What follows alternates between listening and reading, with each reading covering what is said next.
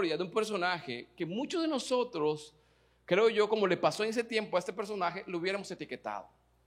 Muchos de nosotros, si fuéramos Jesús, perdonen la comparación, pero no le llegamos ni a los talones a Jesús, pero si fuéramos en ese caso, nosotros no hubiéramos escogido a él como discípulo. ¿Por qué? No lo hubiéramos escogido porque tenía mala fama. Su fama no era buena, su reputación no era buena. Se llama Leví, ¿verdad? Después conocido como Mateo. Mateo, el apóstol, el escritor de los evangelios, el seguidor de Jesús de primera generación. Pero antes de ser Mateo fue ¿quién? Leví.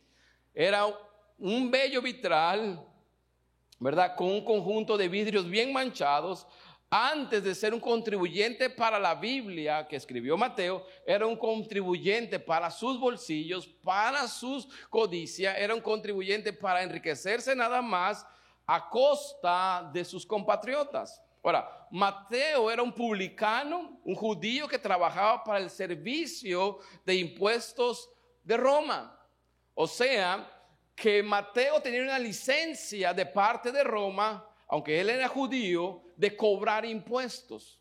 Él era el recaudador de impuestos para Roma, pero era judío, y entonces esa licencia le permitía a Mateo o a Leví recaudar impuestos y aumentar un gravamen. ¿Para qué? Para que ese gravamen quedara con Mateo y solamente Roma decía, tú entrégame lo mío, lo demás no me importa.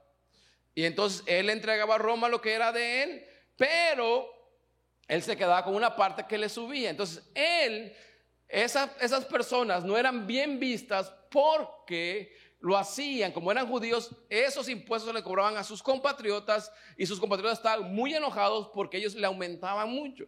Y esa gente tenía mucho dinero a causa de explotar a otros. ¿Me explico? Y por eso eran odiados, por eso cuando nadie los quería, eran mal vistos por todos, aún por los fariseos, por todos eran mal vistos. Yo creo que todo mundo hacía memes de ellos, ¿verdad? Todo mundo murmuraba de ellos. ¿Por qué? Porque eran unas personas que estaban explotando y se hacían ricos literalmente explotando a otros. Ahora, ¿pero qué pasó? Jesús vio un potencial en Mateo y Mateo vio redención en Jesús. Donde nadie veía algo, Jesús sí lo vio. Y hoy quiero nada más empezar a introducir este punto porque quiero llegar a una pregunta y es la esencia de mi tema en cuanto a aceptarnos. Si me esperan un ratito, unos 5 minutos. Dice, después de esto Jesús salió de allí y vio un recaudador de impuestos llamado ¿qué? Leví, que estaba sentado en su despacho de recaudación de impuestos. Jesús lo conoció en su mero mole. O sea, Jesús lo agarró con las manos en la masa. Ahora, en ese caso, Jesús lo agarró con las manos en el dinero. O sea, Jesús no lo encontró en la sinagoga, Jesús lo encontró en su despacho. Dice, Jesús estaba sentado en su despacho de recaudación de impuestos y le dijo Jesús, sígueme. ¿Qué le dijo? Sígueme. Leví se levantó y dejándolo todo lo siguió. Más tarde, Leví hizo en su casa una gran fiesta en honor de Jesús y juntamente con ellos se sentaron a la mesa una multitud, digo conmigo multitud, o sea, ya no era solamente Leví el pecador, ahora era una multitud de recaudadores de impuestos y de otras personas, posiblemente también de la misma calaña que Leví. Ahora que Mateo le estaba siguiendo, pero Mateo también, ahora que Mateo tenía una nueva vida, pero Mateo también tenía amigos. Amigos, ¿cuáles eran los amigos de Mateo? Los mismos que él, recaudadores, defraudadores y otras personas ahí. Pero Mateo ahora estaba pensando llevar a Jesús con sus amigos, ¿verdad? Mateo posiblemente era un buen anfitrión, posiblemente estaba acostumbrado a hacer fiestas, posiblemente estaba acostumbrado a hacer reuniones, posiblemente tenía un doctorado en eventos sociales, ¿no? Y quería organizar uno, pero este evento era diferente. En este evento no iba a ir solo Mateo, no iba a estar solamente la botella, ahora iba a estar Jesús con sus amigos. Mateo tenía ganas de presentar a Jesús a sus amigos, ¿verdad? Y organiza un gran banquete. Lo que antes hacía, ahora lo vuelve a hacer. A él no le da pena hacerlo, simplemente ahora va a llevar a Jesús ahí. Pero veamos lo que dice el versículo 30. Dice, pero los fariseos y sus maestros de la ley se pusieron a murmurar y preguntaron a los discípulos de Jesús, ¿cómo es que ustedes se juntan a comer y beber con recaudadores de impuestos y gente de mala reputación? Ahora, dice que los fariseos y maestros se pusieron a murmurar y que le preguntaron. Ahora, yo no me imagino esa escena, simplemente por cortesía. Tú no preguntas eso si se lo estás diciendo en su cara. Casi, imagínate esta escena. Mateo y sus amigos de este lado, aquí conviviendo, y llegan los fariseos y dicen, oye Jesús, ¿cómo ustedes se juntan con los recaudadores de impuestos y gente de mala reputación? Se lo estaban diciendo en su cara. No me explico, o sea, aunque se habían tenido la cortesía, oye Jesús, ¿qué onda pues? Explícame acá. No, los fariseos no tenían filtro. ¿Sí me explico? No tenían filtro. O sea, ellos decían lo que pensaban sin filtrarlo. Y ahí estaba Mateo. Es como cuando dices, ay, cómo me cae mal. Y está enfrente. Tú dices, ¿qué onda pues? Tan duro nos llevamos. Ahora, los fariseos llegan, no eran invitados, creo yo, porque los fariseos no podían ver a los recaudadores de impuestos. No eran invitados, pero fueron de metiches para ver qué estaba haciendo Jesús. Esta especie rara, fariseos y maestros de la ley, saltan a la escena. Y la palabra fariseo significa separar. Y separaban ¿de qué? Debido a su forma de vivir, porque vivían supuestamente diferente a la gente común. Y entonces a ellos lo que les importaba más era separarse de los pecadores, según ellos. A ellos les importaba separarse de ellos. Entre más lejos estuvieran, mejor. Y ahora, cuando ven a Jesús demasiado cerca, se impresionan y dicen, ¿cómo va a poder ser posible esto?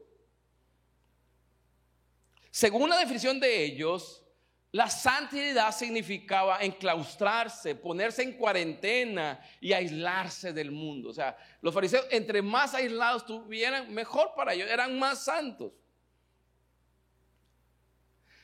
No sé cómo se habrán sentido los amigos de Mateo con los cuestionamientos de los fariseos.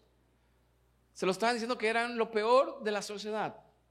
Era lo peor de ese momento, de la sociedad en ese tiempo. Pero mira lo que dice el versículo 31. Jesús le contestó, no necesitan médicos los que están sanos, sino los que están ¿qué? Enfermos. Yo no he venido a llamar a los buenos. ¿A quién? A los buenos. Yo no he venido a llamar a los buenos, dice, sino a los pecadores para que se conviertan. ¿Qué le está diciendo Jesús? Los fariseos se creían que estaban sanos y que eran justos espiritualmente y por eso no necesitaban de Jesús. Por eso ellos creían que no necesitaban de Jesús, porque ellos se creían que sanos. Ellos se creían espiritualmente justos y por eso menospreciaban a los demás. Mateo y sus amigos le hicieron un espacio a Jesús y como resultado Jesús hizo ¿qué? Un espacio para ellos. Ahora, aquí viene la pregunta, ¿por qué te cuento todo esto? Porque aquí es donde quiero que empecemos a reflexionar esta mañana. ¿Qué hacemos con los Leví? ¿Quién es el Leví de tu vida? ¿Quiénes son los Leví en el día de hoy? Los Leví son aquellas personas que disienten en lo fundamental con tus creencias. Ambos siguen diferentes sistemas de valores, obedecen filosofías distintas, se adhieren a códigos de conducta diferentes a los tuyos, la vestimenta es distinta, la fe es distinta. En pocas palabras, tu Leví es el opuesto a ti. ¿Qué hacemos con los Leví? ¿Qué podemos hacer con ellos? ¿Qué Jesús nos manda a hacer con los Leví? Con aquellos que no creen, con aquellos que no piensan igual que tú, aquellos que realmente posiblemente ofenden tu fe, aquellos que no tienen la fe en Cristo, la tienen en otra. ¿Qué hacemos con ellos? Ahora, ¿por qué te digo, por qué es importante eso? Porque no ser capaz de manejar este tipo de relación nos puede llevar al aislamiento, al prejuicio y a la intolerancia. ¿Qué pasaría si lo opuesto a ti fuera tu papá o tu hija, tu vecino de al lado o tu colega o tu compañero de trabajo? ¿Cómo quieres que Dios respondamos a los Leví del mundo? ¿Será que Dios quiere que los ignoremos completamente? ¿Que no vayamos a donde se reúnen ellos? Creo que este pasaje de Romanos 15:7 resume lo que Dios quiere que hagamos. Dice, por tanto, acéptense mutuamente, así como Cristo que los aceptó a ustedes para la gloria de Dios. Los Leví son aquellas personas que no comparten tu fe posiblemente, que no comparten tu fe. Los Leví posiblemente son aquellas personas que no creen en Dios. Posiblemente que no creen en lo que tú crees. Los Leví son aquellas personas que se conducen contrariamente a como tú te conduces. Posiblemente los Leví son esas personas que de 10 palabras que sueltan 9 son groserías y tus oídos explotan casi. Los Leví a lo mejor son para ti aquellos que, ¿verdad?, están en otra condición que tú no estás. Pero ¿qué hacemos con ellos? ¿O cómo tratar a esas personas? ¿Será que Dios quiere que los ignoremos, que nos alejemos de ellos, que no vayamos a sus reuniones? ¿Será que Dios dice que no seamos, que realmente nos aislemos y que nosotros vivamos nuestro mundo? No. Romanos 15:7 nos dice, aceptemos ¿qué? Mutuamente. Como Cristo ¿qué? Lo aceptó.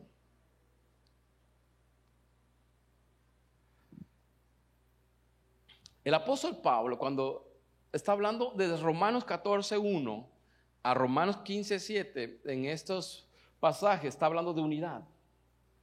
Él empieza a hablar de unidad y usa una palabra en griego que significa proslambano.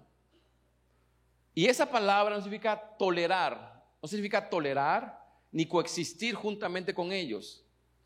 O sea, hay que tolerar, no. El apóstol Pablo va más allá de tolerar o coexistir junto con otras personas que no comparten lo mismo que tú. El apóstol Pablo dice que debemos ser cálidos y gentiles con todas las personas. ¿Debemos ser qué? Cálidos y gentiles con todas las personas. Nosotros sabemos de primera mano qué hace Jesús con los Leví. ¿Por qué? ¿Por qué lo sabemos de primera mano? Porque lo hizo con nosotros. Jesús nos aceptó tal como éramos. Jesús no nos cambió para amarnos. Jesús nos amó y ese amor nos cambió. Jesús no nos cambió para amarnos. Si tú te dedicas a querer cambiar a la gente, te vas a dar de topes contra la pared. Porque Jesús no nos cambió primero, Jesús nos amó y ese amor hizo que cambiáramos nosotros. Ese amor nos transformó, ese amor dijo, no puedo comprender este amor y nuestra dirección cambió. Pero simplemente cambió, ¿por qué? Por el amor que nos mostró Jesús. Jesús tenía gracia y verdad con los Leví. Di conmigo, gracia y verdad. La gracia le dijo a la mujer adúltera, tampoco yo te condeno. La verdad le dijo, vete y no peques más. La gracia invitó al estafador Zaqueo a ser anfitrión de Jesús en un almuerzo. Pero la verdad lo impulsó a ¿qué? A vender la mitad de sus pertenencias y dar a los pobres. La gracia de Jesús lavó los pies a sus discípulos, pero la verdad le dijo para que ellos lo hicieran igual como Jesús lo hizo. La gracia invitó a Pedro a caminar sobre el mar, pero la verdad, ¿qué hizo? Lo regañó por falta de fe. Gracia y verdad. Jesús primero mostró que la gracia, y de ahí que habló verdad. ¿Qué hacemos con la gente que no es igual que nosotros? La gracia primero y después ¿qué? La verdad. Nosotros queremos soltar verdades sin gracia. Si solo Jesús ofrecía gracia pero con verdad, si solo ofrecemos gracia, pasamos por alto la verdad. Pero si solo ofrecemos verdad, descartamos el gozo de la gracia. ¿Qué hacemos? Aceptarnos mutuamente, decir, yo estoy abierto, la gracia, pero también la verdad después. Si nosotros solamente ponemos la verdad, vamos a ser justicieros. Vamos a ser justicieros, vamos a justiciar a la gente. Pero si nosotros solamente pura gracia, vamos a hacer simplemente, el hazme reír, simplemente no hay verdad en ti. No hay una palabra que pueda transformar su vida. Por eso la gracia y la verdad hace que podamos nosotros convivir con aquellos que son opuestos a nosotros. ¿Cómo podemos incorporar este principio de gracia y verdad? Con dos cositas nada más. La primera, que nos reservemos todo juicio hacia la gente. Las etiquetas son para las cosas, no para las personas. No etiquetes a las personas. Cada vez que tú veas una persona que sea nueva para ti en tu mente, no empieces, creo que es así, creo que es, mira, creo que es acá. No, dale tiempo, ni ha hablado y ya lo etiquetaste. Creo que este está más perdido que el mismo diablo. ¿Qué debemos de hacer? Resérvate el juicio, no hagas juicio de la gente, porque tú y yo no somos jueces. Abraham Lincoln le dijo a su esposa durante la guerra civil de Estados Unidos, le dijo esas palabras, le dijo, porque su esposa había criticado a las personas del sur en esa guerra civil entre ellos, y Abraham Lincoln le dijo esto a su mujer, no los critiques, Mary, ¿no? Ellos son solamente lo que nosotros seríamos bajo circunstancias similares. Muchas de las personas, ¿verdad?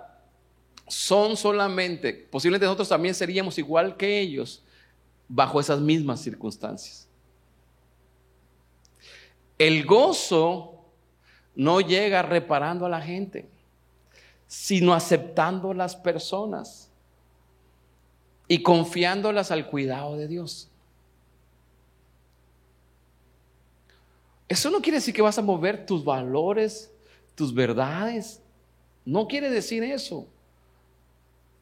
Quiere decir que la gracia de Dios te permite convivir y que tus verdades son para ti y que estás dispuesto a proclamarlas y que las escuche quien las quiere escuchar.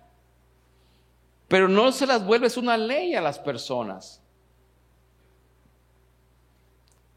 La primera cosa para la gracia y verdad, primero es que reservarnos ¿qué? El juicio. La segunda, que te resista las ganas de dividir a la gente. De dividir. ¿Cómo podemos hacer esto? Con nuestro discurso diario.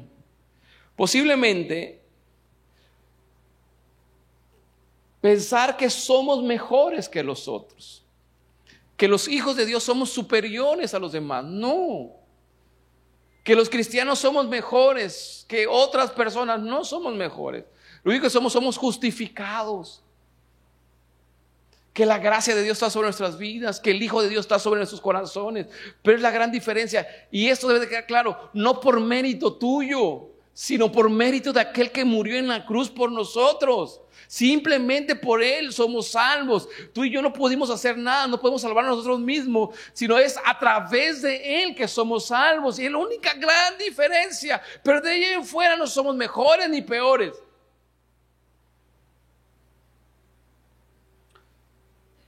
Dividimos nosotros cuando actuamos mejores. Dividimos cuando decimos, estos mundanos. ¿Y qué? ¿Tú eres extraterrestre? ¿Tú también eres del mundo o no? O sea, estás en este mundo, a lo que voy. Somos hijos de Dios. No vivimos de acuerdo a los principios o filosofías de este mundo, pero estamos en este mundo. Señores, que no se nos olvide que la gracia es la que nos cubre. Que es su gracia simple y sencillamente. Entonces, ¿qué hacemos con los Leví? Mostrar gracia y verdad. Razonemos juntos con la gente, trabajemos juntos. Y si la discusión falla entre gente diferente, opuesta, que el amor gane. ¿Me explico? No pierdas amistades por causa de tu fe. Simplemente demuestra tu fe y ya. Los opuestos a nosotros fueron unidos por la cruz de Cristo. Imagínate esta escena. Jesús en medio y dos ladrones a los lados. Si no eran los opuestos a Jesús. Y esos opuestos que estaban a los lados, uno de ellos empezó a decirle, no, que tú eras el Cristo. Lo empezó a insultar. Y otro le dice, ¿sabes qué? ¿Qué te pasa? Nosotros estamos aquí porque nos los merecemos, pero este no hizo nada. Ni en la cruz está tranquilo, le dijo. Y uno de ellos le dijo, Señor, creyó en Jesús en ese momento. Quiero estar contigo. Y Jesús le dijo, hoy mismo estarás conmigo, ¿en dónde? Los opuestos, la cruz que los unió. Jesús jamás lo juzgó. No creo, porque tú eres un ratero. Tú has hecho toda la vida lo malo. Jesús en la cruz une los opuestos a nosotros. La gracia y la verdad sobre nuestras vidas, sobre aquellas personas que no piensan igual que nosotros. La gracia y la verdad sobre aquellas personas que son diferentes a nosotros. Por eso el apóstol dice, acéptense unos a otros. ¿Cómo qué? Como Cristo nos aceptó a nosotros. El siguiente punto, amonéstense o amonestarse. Ahora, no echemos las campanas al vuelo diciendo, yes, a este punto quería llegar yo para que me den la autorización de regañar a otro. No, amonestarse no significa eso, ¿verdad? Mira lo que dice Colosenses 3:16, dice, que el mensaje de Cristo permanezca siempre en ustedes con todas sus riquezas. Instrúyanse y amonéstense unos a otros con toda ¿qué? ¿Con toda qué? Sabiduría. No se nos olvide este pedacito. ¿Con toda qué? Sabiduría. Con corazón agradecido canten a Dios salmos, himnos y cantos espirituales. ¿Qué significa amonestar? Amonestar es la versión de alto octanaje, o sea, de alta potencia para animar a alguien. Eso significa amonestar. Cuando tú le das palabras de ánimo, pero de alto calibre para que la persona vuelva en sí. Eso significa amonestar. No es regañar, sino amonestar es darle palabras de ánimo en ese momento difícil. No sé si contigo han llegado personas, ¿sabes qué? Te dicen, me estoy divorciando. ¿Sabes qué? Le detectaron cáncer a mi esposo. ¿Sabes qué? Mi hijo está en drogas. Cuando lleguen contigo con esos cuestionamientos, con esos problemas a tus oídos, ¿tú qué dices? Pues oremos, justo porque yo también estoy. No. ¿Qué tienes que decirlo a él? Amonestarlo. O sea, ¿qué tienes que hacerle? animarlo, decirle, ¿sabes qué? Y soltarle una palabra. Eso significa amonestarse unos a otros, animarse. Amonestar es depositar verdad en los pensamientos de una persona. ¿La verdad qué? La verdad bíblica, la verdad de Dios. Amonestar es depositar verdad en los pensamientos de una persona. Cuando dice una persona, me voy a morir, ¿tú tienes que depositar qué? Tú no tienes que decir, yo pongo los tamales. No. No. Tú tienes que poner ¿qué? La verdad en sus pensamientos. Pero sobre todo, la amonestación es la verdad de Dios hablada en circunstancias difíciles. Eso es amonestar. Hablar ¿qué? La verdad de Dios en situaciones ¿qué? Difíciles. ¿A poco nos vamos a quedar sentados, distraídos, mientras Satanás propaga sus mentiras? Debemos de fundar la palabra de Dios, ¿verdad? Y decirla a las personas. Recordemos lo que dice Dios en Hebreos 4, 12 y 13. Dice, la palabra de Dios vive. Di conmigo, vive. Es poderosa y es más cortante que cualquier espada de dos filos. ¿La palabra de quién? De Dios, la palabra de Dios. Penetra tan profundo que divide el alma y el espíritu, las coyunturas y los huesos, y juzga los pensamientos y sentimientos de nuestro corazón. No hay nada creado en el mundo que se pueda esconder de Dios. Todo está desnudo y expuesto a su vista. Es Él a quien tendremos que rendirle cuentas de nuestra vida. La amonestación es con base en las Escrituras. Es como crema antibacterial, ¿verdad? Que hoy en día se está poniendo de moda. Puede que no sepamos cómo cura las heridas, pero solo sabemos que ¿qué? Que lo hace.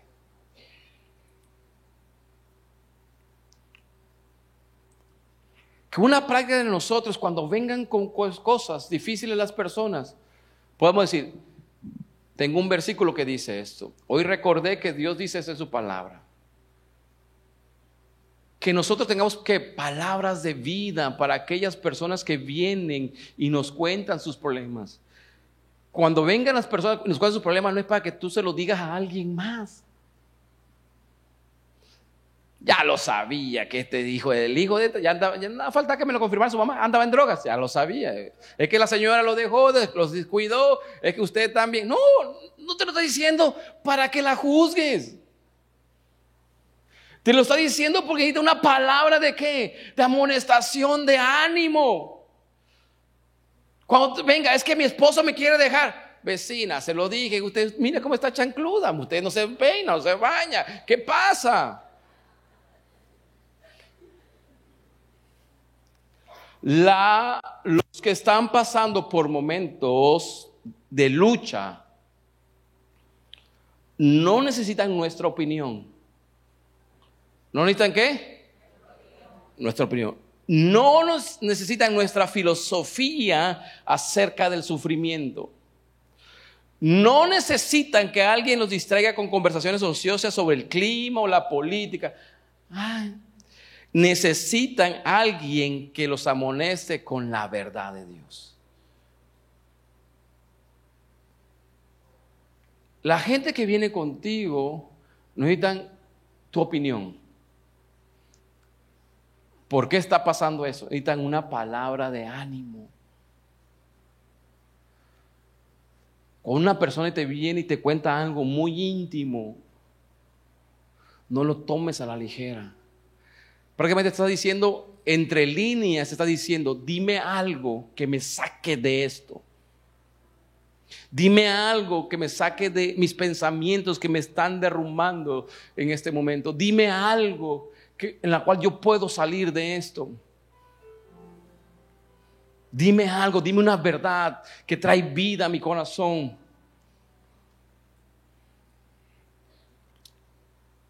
La oración llena de fe realmente es una opción certera para amonestar. La oración de fe por alguien más invita a Dios, ser Dios en ese momento, porque los pensamientos o la idea que tiene tomó el lugar de Dios. Y tú tienes que darle la palabra de Dios para que Dios se vuelva Dios en ese momento, en esa situación. No quiere decir que Dios haya dejado de ser Dios, no, sino que la persona dejó el lugar a los pensamientos que sean el Señor de sus vidas y no la palabra de Dios. El trabajo de nosotros es tomar a las personas que están viviendo algo difícil y guiarlos a través de la palabra a la fe. Termino con una historia rápidamente que lo ejemplifica de la mejor manera. Quiero leer los versículos corriendo porque no nos da mucho tiempo. Dice, luego Jesús, Juan 11, 17, 27, una historia muy conocida. Luego Jesús llegó y se enteró de que Lázaro llevaba 4 días en el sepulcro. El contexto de esta historia todo el mundo lo conocemos. A Jesús lo fueron a buscar mientras Lázaro estaba enfermo. No había muerto todavía. Y Jesús se queda 2 días más en el lugar. Y cuando llega lleva 6 días que está. Porque 4 días de muerto y los 2 días que se quedó más, ya Lázaro está muerto. Pero a Jesús lo fueron a buscar a tiempo. Antes que Lázaro muriera. Y el cuestionamiento de las hermanas Marta y María era como muchos de nosotros pensamos. Si Jesús viene, va a sanar y todo se acabó y esta enfermedad pues ya no va a pasar a mayores. Eso también pensamos nosotros. Así lo concibimos. Dice, Betania quedaba cerca, a unos 3 kilómetros de Jerusalén. Así que muchos judíos habían venido a consolar a Marta y a María por la muerte de su hermano. Jesús no llega a tiempo, muere Lázaro. Y Marta y María estaban desconsoladas porque murió su hermano. Yo creo que todos los que hemos padecido, o los que han pasado por un momento como este, la pérdida de un ser querido, ya sea un hermano, un hijo, un padre, son momentos que tu cabeza no da para más, que no comprendes por qué, no comprendes la situación, por qué tan joven, por qué tan grande, por qué de esa manera, te haces muchas preguntas. Y una de las interrogantes que creo que Marta y María se estaban haciendo es, si Jesús le avisamos con tiempo, ¿por qué no vino? Jesús podía sanarlo. Y podría entrar la duda, Jesús no es bueno porque no vino a tiempo. O Jesús le tuvo miedo, puede sanar lepra, Jesús puede sanar flujo de sangre, Jesús puede sanar muchas cosas, pero no puede resucitar a nadie entre los muertos. Jesús está limitado. Jesús no es todopoderoso entonces. Y podrían venir muchos cuestionamientos como ese a tu mente y que derrumben, porque Jesús estaba presente, Jesús en ese tiempo estaba pisando la tierra. Entonces así que muchos judíos habían venido a consolar a Marta y María por la muerte de su hermano. Marta supo que Jesús había llegado y fue a encontrarse con él, pero María se quedó en casa. Entonces Marta le dijo a Jesús, ¿quién? Marta, di conmigo Marta. Señor, si hubieras estado aquí, mi hermano no habría muerto. Prácticamente le estaba echando la culpa a Jesús.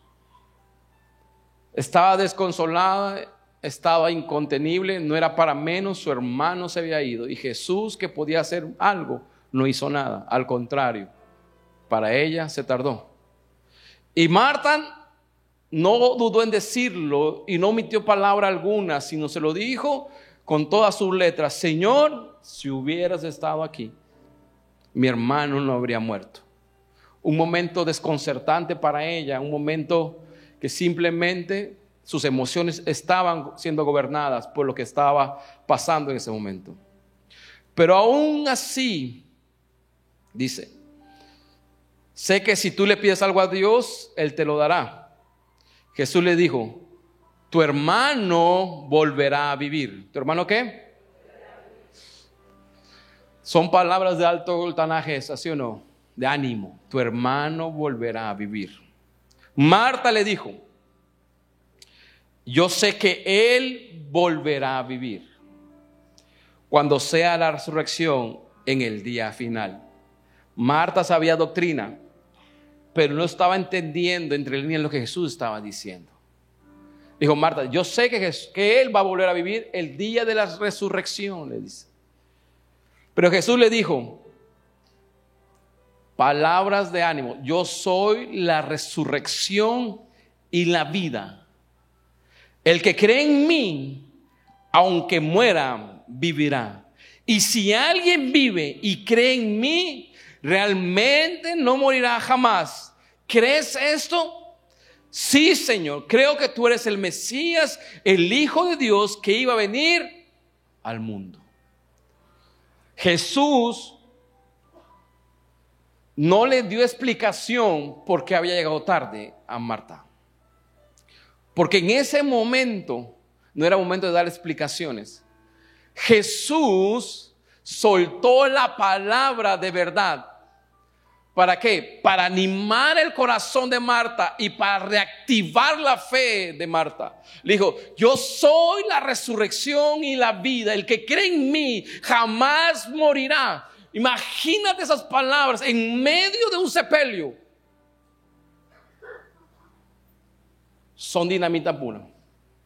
Mientras mucha gente le decía, estoy contigo. Y estoy contigo, no sé por qué pasó, Dios te consuele, Dios te dé fuerzas. Jesús dice, yo soy la resurrección, la vida. La palabra de ánimo estaba siendo descargada en la vida de Marta para que su fe fuera activada otra vez. En momentos de dolor y angustia de tus amigos, familiares, no necesitan tu opinión, necesitan la verdad de Dios. Cuando alguien está pasando una enfermedad,